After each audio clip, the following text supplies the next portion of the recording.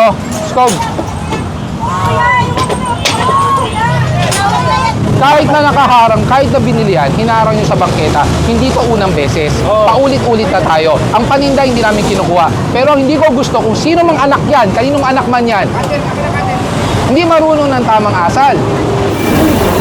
Kabilaan, naghahatakan. Talikod ka, may regalo ko sa'yo. Diyan ka lang, huwag kang harap ha. Pag humarap ka, wala na. Daming dala yan eh. Oo. Yan ang magaling. Wala pa akong hinihiram at wala pa akong hinihingi, nilalabas na ang lisensya. Bakit? Kasi wala kang kinakatakutan dahil alam mong wala kang violation.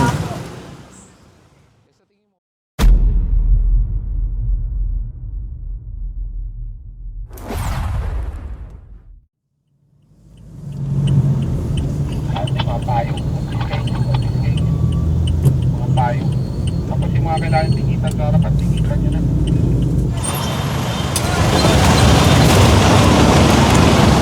Kunin mo yung payong! Kunin mo yung payong! Kunin mo yung payong!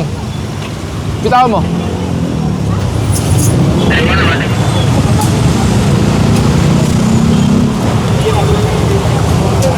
Ilang beses na pakiusap? Nakaharang sa bangketa.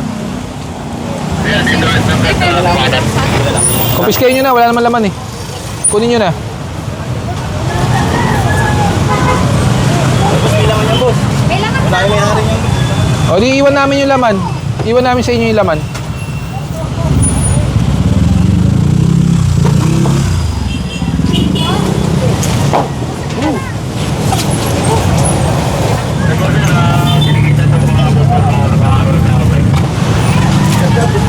Morning po. Hindi. Matagal na yan. Hindi yan yung sinusundan. Sinusundan natin yun. Bangketa. May bago na po. Wala may tumunog. January na sila. Ibig sabihin yan, ang tao pag naglakad, pag ganito. Ganito, ang lakad ng tao. Mali yan. Hindi po. Yung desk. Hindi po. Pinapaklear nga po ito eh. Pinakiklear po yan. Pinapaklear po. Baka mali ang pagkaintindi niyo po dyan. Tsaka burado. Ayan na ang pwesto nyo hanggang doon sa loob. Alisin nyo yung mga pwede nyo alisin.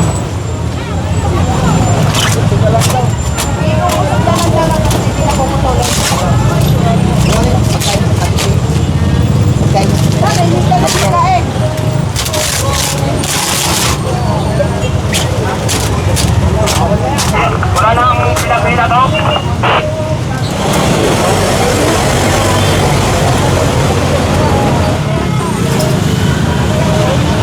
Sa taas yung kunin. Skog! Skog! Yan, sa taas, sa taas.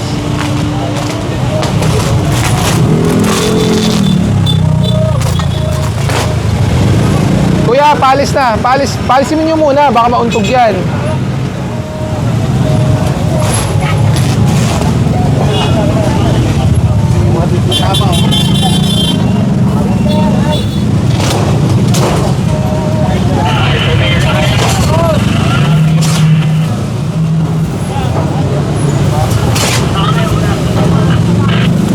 Teka lang, baka bumigay yung bakal sa taas. Yung mga prutas, pakialis yun ah. May pwesto na kayo eh. Sino una nag-clearing? Ako yun eh. Sino? Kailan? Anong taon? Tinanong ko lang dito. Pwedeng basta wag ng taon tayo. 6 to 10 meters at least. Eh ang problema, hindi naman nakaangat eh. Nakababayan lahat eh. Pag dumadaan ako ng hapon dito eh. Pag dumadaan ako dito ng hapon, balik yan lahat eh. Actually, pag lagpas ko, bigyan ko kayo ng 1 oras, lahat yan balik. Nadaanan ko kayo araw-araw eh. Tagal nyo na. Kasing taas po niyan. Opo, pero diretso ha. At hindi po kayo lalagpas ng bangketa. Dito lang po sa Miguel Lake or Hanggang dyan lang, opo. Ang bangketa ay hanggang dito po. Ito po, buo ay bangketa. So hindi ko po alam kung sino man nagguhit ng yellow lane na yan. Kasi kung, kasi kung susundin po natin yung yellow lane na yan, kung kayo po, ma'am, paano kayo maglalakad pag ganon? Diba? Point Vincent kami. Ito lang, yan lang kayo. Ang Guada, hindi national road. This is a national road. Highway po ito considering. Yun naman po yung binigyan nila ng Hindi po. Halos ilang beses ko na kayo kiniklear. Ayaw nyo makinig eh. Yan, ganun. Wala tayong problema dyan. Basta makapaglakad ang tao, hindi na sa kalsada ang tao. Parang ganun. Basta ayoko nang meron sa bangketa. Kasi nga, imagine mo kung ikaw, yung anak mo, bibili sa tindahan, walang mapupwesto ang maayos, pupunta sa kalsada, mahagip ng motor. Di ba? Yun ang iniisip namin lagi. Sige ha, ayusin natin yan.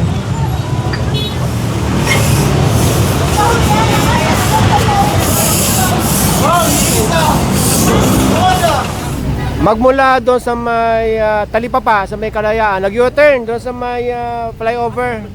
At nasa Kalayaan pa rin tayo at patungo ng C5. So ito na daanan ito.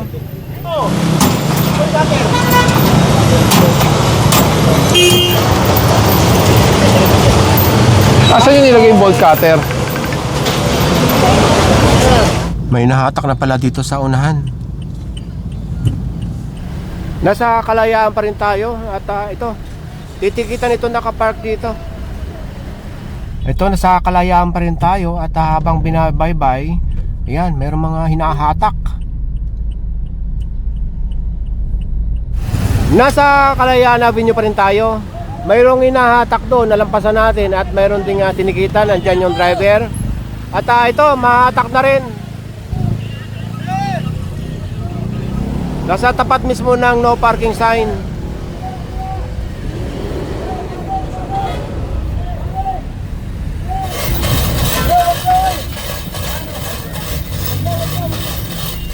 Nandito na tayo ngayon sa may kanto ng Kalayaan, saka ng C5. Pagkana natin sa C5, ito madalas na itong nakukumpiskahan.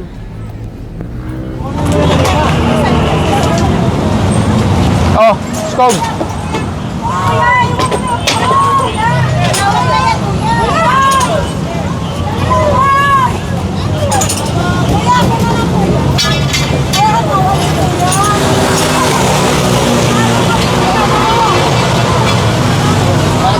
Skog, baklasin nyo pareho para patas.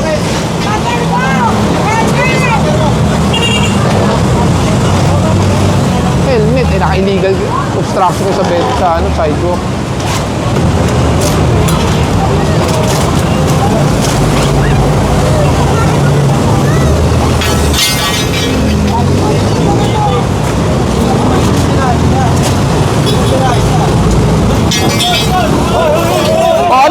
Ano? Sa'yo ba yan? Sa'yo? Halika.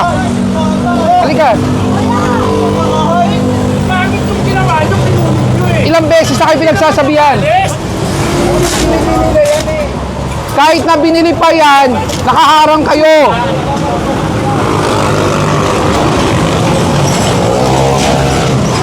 Kahit na nakaharang, kahit na binili yan, hinarang nyo sa bangketa, hindi to unang beses. Paulit-ulit na tayo. Ang paninda hindi namin kinukuha. Pero hindi ko gusto kung sino mang anak yan, kaninong anak man yan, hindi marunong ng tamang asal.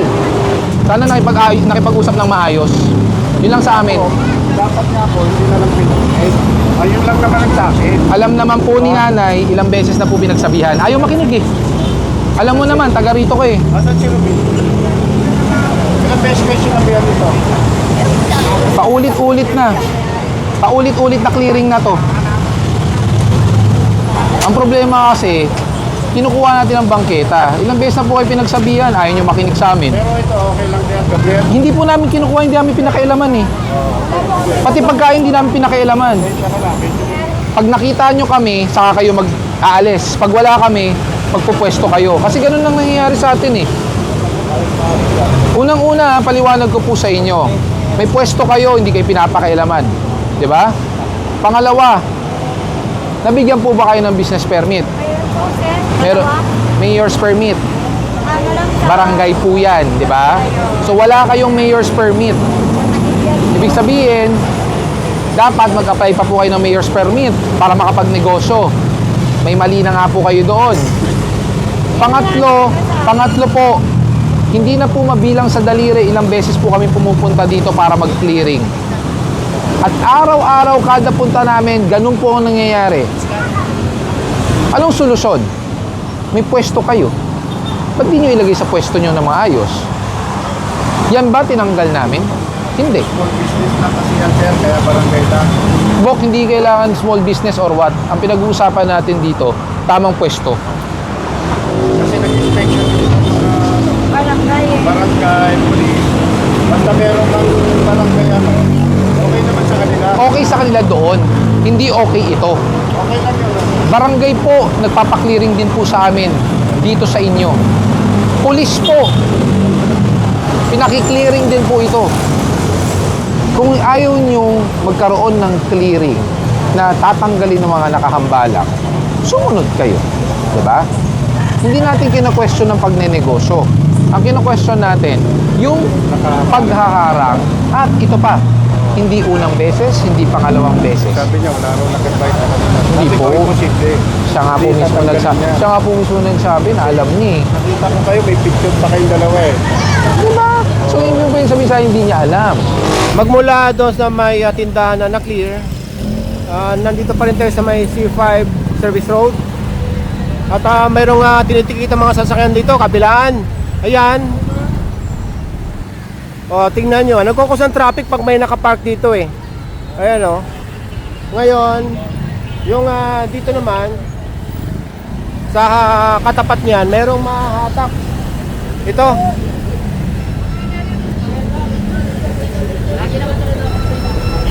Kabilaan, naghahatakan. Okay na yan.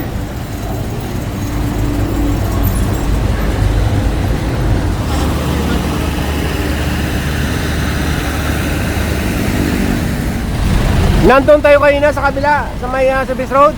Nag-U-turn at nasa service road pa rin tayo. Northbound. Umikot lang. Dalawang tinitikitan dito. Tabayan natin kung may mahahatak. Hinahatak na itong isa. Yung isa wala pa ring may-ari. Yun, pinupormahan na ng tow truck.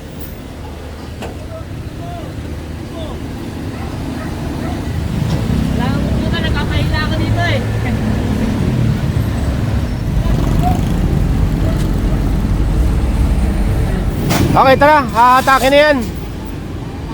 Talikod ka, may regalo ko sa'yo. Diyan ka lang, huwag kang harap ha. Pag humarap ka, wala na. Regalo! Daming dala yan eh. Oo. Oo, dali lang may regalo ng basta. Ayun! Oh, hari ka. Ano pangalan mo? Huwag ka muna harap. O, ganda pa ng regalo. Ano pangalan mo?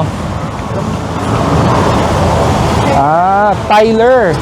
Oh, Tyler, diyan ka na. Kahit di ka na humarap. Oh, regalo ko sa'yo, cellphone. O, ganda! Bawat po, sir. Mayroon ka na cellphone. Gamitin mo yan, ha? Pag magpapapicture ka, assignment mo, Android yan. Okay? Regalo namin sa'yo ni Cellboy yan. Mag-alag ka mabuti, okay? Promise? Tapos Oh. Pinky swear. Yan, ang gusto ko sa inyo mga bata eh. Umuwi ka na. Ingat ka, ha? Hindi ko inabutan sir eh. Bakit na-awardan ng cellphone? Wala siyang cellphone. Gusto magpa-picture, walang gagamitin. Ah! Mabait na bata. Ah! Bakit hindi natin bigyan ng reward? Oo nga naman. Gusto mag-share, magpapicture. Ito si Kuya. Nagsara ngayon kasi dadaan ako. Sige na.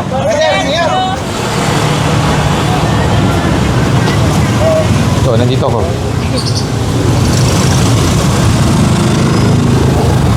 Yan ang magaling. Wala pa akong hinihiram at wala pa akong hinihingi. Nilalabas na ang lisensya. Bakit? Kasi wala kang kinakatakutan. Dahil alam mong wala kang violation. Eh sa tingin mo, bakit kita pinara? Wala. Hindi mo alam. Pero alam mo wala kang violation. Wala po. Wala. Sure. Wala ka naman talagang violation. Nagmamadali ka ba? Hindi naman po. Hindi naman. Kapasok ng trabaho. Kakauwi lang. Kakauwi lang. Bakit? Night shift? Night shift ka saan? Call center? Diyan lang sa may... Araw-araw ka nagmomotor. Alam ba kita pinara? Hawakan mo muna. Pero gusto ko yan ha. Pag para sa'yo, lisensya agad. Pag walang mali, Walang katatakutan, tama ba? Tanggalin mo yung helmet mo. Alam mo bakit? Unang-una, tama ba nung binili mo yung motor, ito yung libreng helmet? Okay. 1. Pag binaba mo to, may makikita ka pa ba? Meron pa naman, pero malabo. Okay. Number 2. Kita mo yung strap mo, punit na. So, kunwari, worst comes to worst, na-aksidente ka, na-disgrasya ka, pwedeng matanggal yan kahit naka-strap kasi hindi na matibay. Pangalawa, hindi ko sigurado kung nung dati, meron ba tong standard marking, DOT, ECE, Philippine Standard Marking. Pero sa tingin ko, ito yung wala. Ito yung parang letter X na gumpisa, di ba? Yung brand. Okay. Isa lang ba helmet mo? So pag kinumpis ka ko to, wala ka nang gagamiting helmet. Wala na. O, ganun na lang. Bigyan ta bagong helmet. Pahing nga helmet na bago. Pahing helmet na bago dyan. Choosy ka ba sa kulay? Hindi naman. Basta safe po. Basta safe. Bakit mahalaga ang helmet? Importante yan po para kung sakaling ma-aksidente po. Kung sakali ma-aksidente. Kitang-kita ka nito, oh.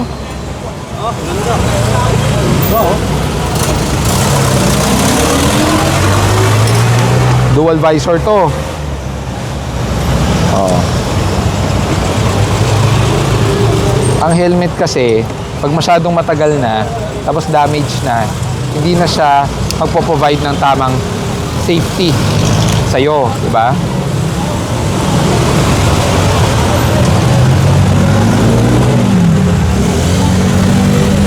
Tama yan, nakasapatos ka rin.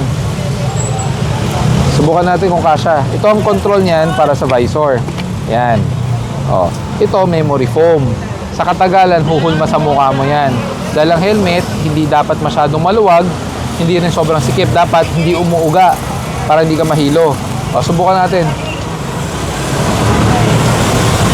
Kasya. O, dapat, sige, strap mo nga.